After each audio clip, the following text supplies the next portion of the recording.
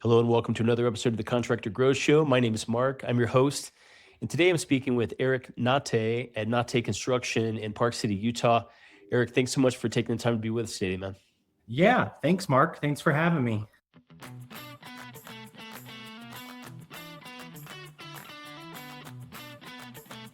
Yeah, so great company, well rated. You guys are doing kind of general remodeling in the Park City area as well as kind of Farmington. Maybe you could just give us a little history of the business, how you got into it, and where things are at today. Yeah, how I got into it was when I was 12 and had a neighbor who owned an excavation company. And he would oftentimes help me and my mother. My mother was a single mother living in West Bountiful, Utah, and he would help us with different things around the house. And one of which was a sewer backup that we had. And the plumbers wanted to charge us, $20,000 to come dig up the front yard and put a new pipe in. And he was like, "Hey, I'll come do that." And so he brought his machine, and at 12 years old, he's like, "All right, Eric, you jump in there and you start digging." And I was like, "I don't know how to do it." And he was like, "I'll teach you." And so from there, he started hiring me both in summers and on weekends throughout school. And that was kind of the start, and just kind of worked for him part-time. Then right out of high school, I became an electrician doing custom home electrical. And that kind of like really inspired me to be where I'm at in Park City now. And it also taught me a lot because I had to deal with, framing, all the finishes, because electrical is in every room, in every piece. And as I continued my career as an electrician, I noticed a pattern, especially in custom homes. It was, we would go in and we would do things one way, and then we would have to come back and redo parts of it because, things would change. And it became apparent to me that a lot of general contractors were not very good at planning. And that is what sparked me to start Natay Construction, was the lack of planning that really happens, especially in custom homes. There was a lot of callbacks. There was a lot of cutting into drywall when we shouldn't have been. And so that really kind of inspired me to say, hey, why can't a construction company run more like like an operation? Why can't they have a better process to all of this? Why is everything so haphazard? And as I started talking with more and more clients, as we were Natay Electric to begin with, they oftentimes said, I found them making excuses for their general contractors. They would say things like, well, stuff changed, or they ran into this, or we had material delays. And as I reviewed in my head, hindsight being 2020, all of the delays that they brought up and things that they mentioned were, excuses on why the GCs took so long and it cost more. And I realized, I was like, hey, there's just a big planning issue here. All of this could have been done ahead of the game. And so that inspired us to be, who we are today. And our big mission is to just change that contractor stereotype as a whole. And so, yeah, that's kind of how we came to be who we are today. That's amazing. And so I saw that, I mean, you're a Navajo Native American from the Navajo tribe, and you really take pride in that. And I might see that, you guys are really on a mission to redefine construction excellence and break stereotypes in the industry by bringing professionalism, dignity, and respect back to the trades. So it sounds like that's what you're talking about. I mean, how has your kind of Navajo heritage and just, the pride that you take in your work, how and why is that important to you to kind of bring that excellence back to the trades, break stereotypes? I mean, what does that mean to you? So there's kind of two pieces here. There's one, part of the mission of breaking that stereotype came from how my mom raised me in Utah. She brought me up here from when I was 2 years old. And so I was raised here in Utah, but she went through a bad experience in her career where there was some blackmail involved. She'd get a new job and the person would come talk to her boss and get her fired again. And there was a whole lawsuit. She was a school teacher and it was just a mess. And from the bad experience that she had, I was really young at the time while she was, going through court and putting herself back through school. And she raised me like, she would say to me, Eric, go get a good job, get your education, and stay with the company for a long time and don't become a manager because people will tear you down. People will fight for your position and you'll get torn down in the process. Mm-hmm. And then there was the other piece of that where she was like, we live in a white man's society and that's why this happens to us. And so I really hated that mindset as I grew up and got older because I was like, there's so much more potential out there. And going back to my Native American heritage, because my mom was a school teacher, I got to have the full 3 months of summer spending that on the Navajo reservation. And so I got to experience my culture. And, it's like almost third world within, just down in the Four Corners area. Mm-hmm. Not a lot of money. We're building shacks to put our stuff in up in the ceremonial grounds that we would have. I remember literally building a shack where we would cook food for all the people that would come over. And that gave me the inspiration of during COVID, because I quit my job in March of 2020. And then COVID, all the shutdowns kind of happened around that same time. Right. And so it was really hard to get materials, and that was everybody's problem. And so I put that at the forefront on all of our projects. As soon as we would get a signed contract, we would order those materials. And I had people question me and ask, like, Eric, how are you not having these material problems? And I was like, well, because I ordered them so soon. And that idea came from working on the Navajo reservation, helping my family, fixing, the trailer that she lived in and things like that. The nearest Home Depot was 2.5 hours away. Wow. And so if we were to run out of nails or need one single 2x4, that was the whole trek. It was going to take a whole day to go and finish it. And so, these small little projects I would do for my grandma and my relatives, I had to plan it extremely well. It would be get a list, I'd draw out my own plans on a piece of paper, and then we would be able to go to Home Depot, get all the materials and bring it back. And so, just kind of all of those challenges come together into, trying to break the stereotype and show people that professionalism can exist in the construction industry, and it doesn't just have to be a haphazard mess. Wow.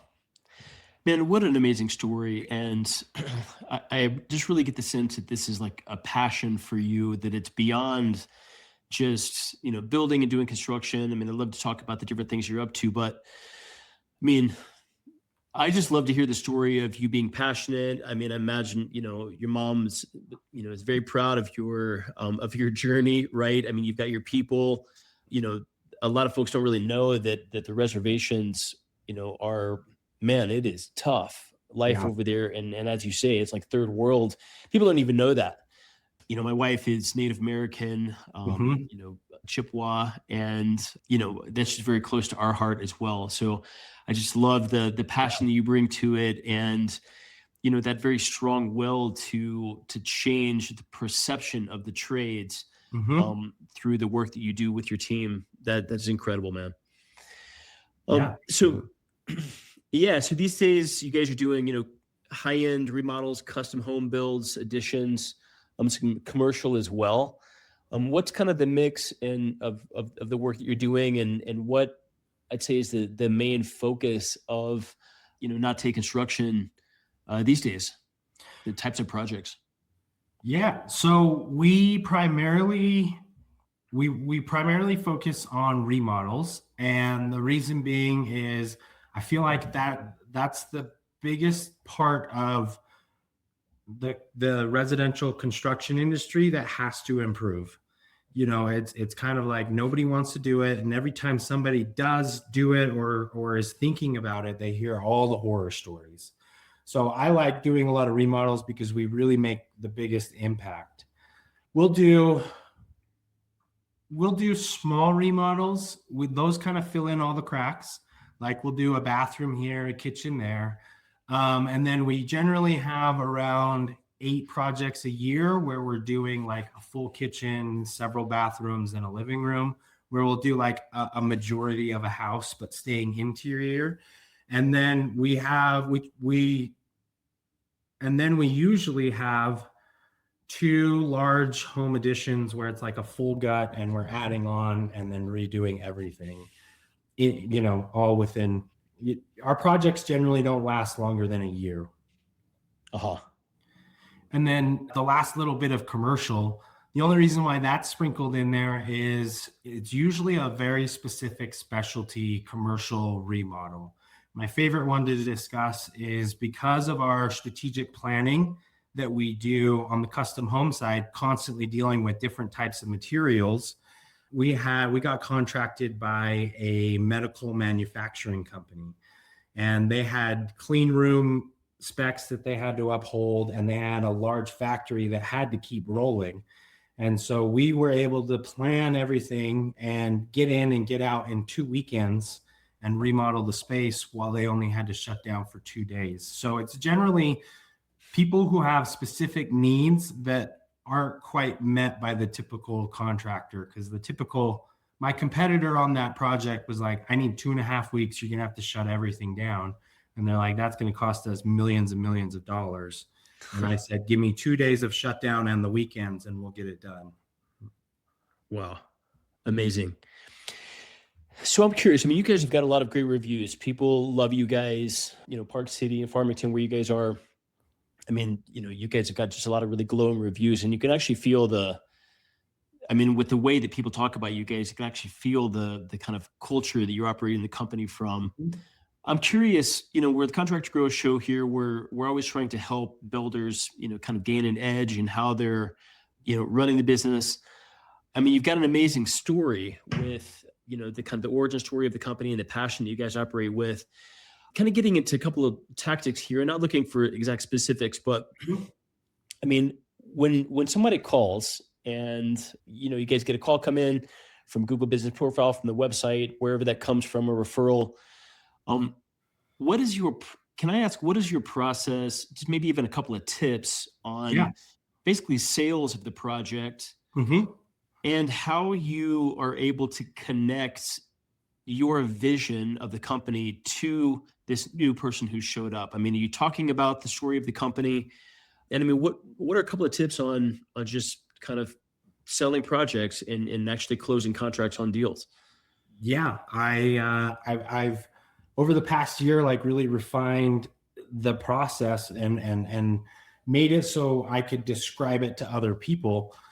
But from the phone call, throughout the whole sales process, the number one thing that we try to do is we make small commitments, and then we execute on them. So from the initial phone call, it'll be like, hey, after I get off this phone call, I'm going to text you my contact info. That's like small commitment number one. And just kind of using those little small commitments to build that trust and to show them the level of communication that Natay can provide. And so it comes all the way down to, like, after I meet with them, I commit with them. I give them a commitment on when they will see the price. And the other piece that I think would be most helpful as far as like closing deals, especially for, remodelers and custom home builders, is educating the client.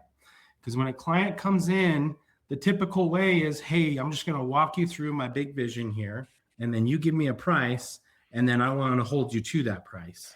And there's a lot of ambiguity in there because we haven't picked out countertops, we haven't picked out tile, a lot of unknown questions that are happening. So during my initial site meeting, I'll explain to them, hey, we have a lot of work to go from, where we stand now to actually knowing what your project is going to cost.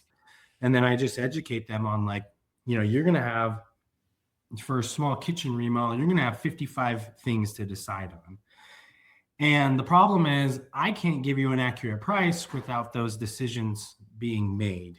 So I tell them that I'm going to get them a projected estimate based on past similar projects. And I do that very quickly. I do that within a week. And a lot of my contractor mentors who mentored me to the point where I'm at had a lot of issues doing that because they were like, they're going to hold me to it. They're going to, they're going to ask why it costs more, all of those things. And I just kind of flipped that on its head and said, okay, this is just an estimate based on past projects. I can turn it around in a week and that'll at least get us talking about the right budget. And then from there, when they move forward with us, we solidify all the numbers up front, and we do that on an hourly basis so that way we're spending the time investigating the flooring, we're spending the right time figuring out all the little nuances that go into a custom home. And we're not worried about, am I going to get this job or not? Because we've already made that commitment back and forth. Wow. I love it. Amazing. When you say that you solidify the budget on an hourly basis, does that mean that you go in and you actually charge for the estimate by doing the work of like solidifying that? So the initial consultation where we talk big vision, and then I don't charge them anything all the way up to the projected estimate. And the projected estimate is just like I said, based on past projects. And I like to use that to show off, how detailed our estimates can be. And so I've built some templates for like a kitchen remodel or a new home build that we're going to do, or a, home addition.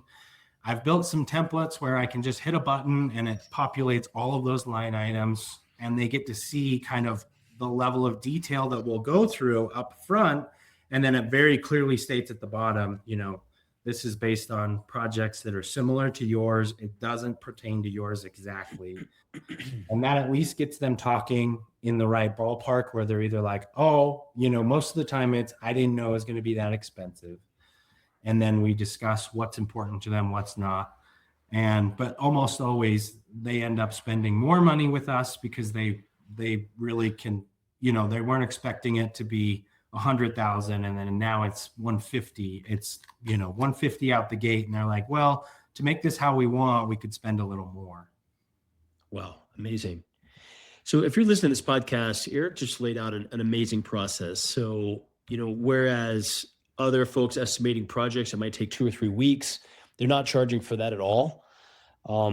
Eric is able to give a kind of initial estimate, which is faster. It's kind of contingent on a second estimate, but it is able to get quoted, that project get quoted a lot sooner than the 2 or 3 weeks of trying to get it all perfectly right. And then after he's given a free estimate, taken some time and said, look, this is what projects like this have cost. Then he gets an agreement to then go into an hourly basis and get much more detailed about that, and can actually spend the time, get a much more accurate quote for a prospect. And so it's really kind of a 2-quote system. The first one's free. The second one is much more detailed. It's paid, and ultimately able to, in many cases, have a happier client, right? Because there's not these, upcharges all over the place, and have, once someone has seen a much more detailed estimate that they're paying hourly to receive, they then take a much closer look at it and they say, well, turns out we do actually have the budget to go up to 175 or 200K, right? Whereas coming out of the gate, you may have quoted it, someone not doing this process may have quoted 100K to get the job. And so it's just much more transparent and ultimately happier client. I mean, no clients, like the upcharges and, the project taking longer and costing more. And so to have that upfront conversation in a kind of strategic way, man, I love that you're doing that, Eric. That sounds like, and I imagine folks are really commenting on that and saying, man, I like the way that you've done this. And it feels much more transparent than projects we've done in the past, perhaps. Yeah, absolutely. And some even clients, I'll advise them, hey, let's wait a year or two till you have the budget. And, that way I'm not just cash and grab every client. And oftentimes from those, we get more referrals. Wow. Wow. I love it. Well, fantastic, Eric. What a great story. I mean, we covered a lot of stuff here, refined the estimating process here in the last year, getting small commitments, right? I'm going to send you a text after we get off the call, and then actually sending that text. I'm going to, commitment to see the price soon. And so I'm going to get you a quote within a week that's going to be, kind of an outline of the project just based on, other projects we've done. It's not exact, it's not final. Right. And so stacking up those small commitments to really build trust. I mean, this is a trust business, and I love how you've kind of figured out a process to do that, and it really shows in your reviews. Fantastic, Eric. Well, if folks are looking to, if they're in the Salt Lake or Park City area, and they're looking for a great remodeler to work with, what are the best ways to get in touch with you? Yeah, I would say the best way would be to look us up on our website. That's natayconstruction.com. And then if you want to kind of see the work that we're doing, our Instagram is a great place. It's kind of like our dumping ground for our photos. And so you get to see kind of what we're up to. Fantastic. So Natay Construction, that's Natay construction.com. And you can also find them over on Instagram. Fantastic, Eric. Well, thank you so much for taking valuable time out of your day to day. Great information from you guys, and really helpful for folks listening. And if you're in the Park City, Utah area, looking for a great remodeler, give Eric a call. Thank you, man. We'd love to stay in touch and hear how things go over the next year or two. Yeah, likewise. Okay, cheers.